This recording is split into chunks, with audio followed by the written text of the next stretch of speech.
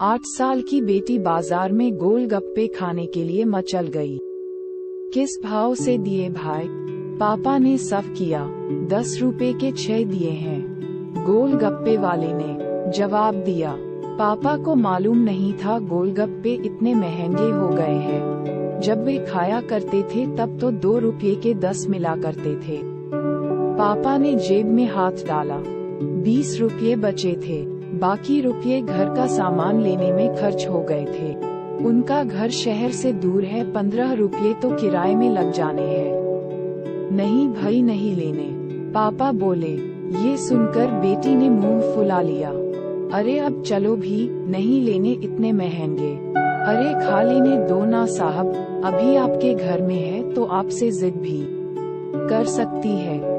कल को पराये घर चली गई तो पता नहीं ऐसे मचल पाएगी या नहीं। तब आप भी तरसोगे बिटिया की फरमाइश पूरी करने को। गोलगप्पे वाले के शब्द थे तो चुभने वाले, पर उन्हें सुनकर पापा को अपनी बड़ी बेटी की याद आ गई, जिसकी शादी उसने 2 साल पहले एक खाते पीते परिवार में की थी। उन्होंने पहले साल से ही उसे छोटी छोटी बातों पर सताना शुरू कर दिया था और अंत में एक दिन सीढ़ियों से गिरकर बेटी की मौत की खबर ही मायके पहुंची। आज वह छटपटाता है कि उसकी वह बेटी फिर से उसके पास लौट आए और वह चुनकर उसकी सारी अधूरी इच्छाएं पूरी कर दे, पर वह अच्छी तरह जानता है कि अब यह असंभव है। दे दूं क्या बाबूजी? गोलगप्पे वाले की आवाज से पापा की सोच टूटी। रुको भाई, पापा पास ही राशन की दुकान थी, उस पर गए जहां से जरूरत का सामान खरीदा था।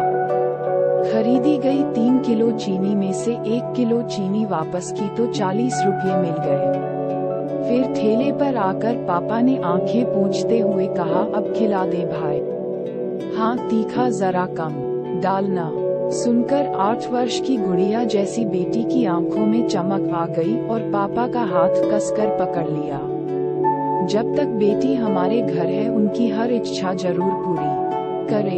ये बेटियां भी कितनी अजीब होती हैं, जब ससुराल में होती हैं तब मायके जाने को तरसती हैं। सोचती है कि घर जाकर माँ को ये बताऊंगी, पापा से ये मांगूंगी और मौज मस्ती करूंगी। लेकिन जब सच में मायके जाती हैं तो एकदम शांत हो जाती है, किसी से कुछ भी नहीं बोलती। ससुराल में कितना भी रोए पर मायके में एक भी आंसू नहीं बहाती ये बेटियां।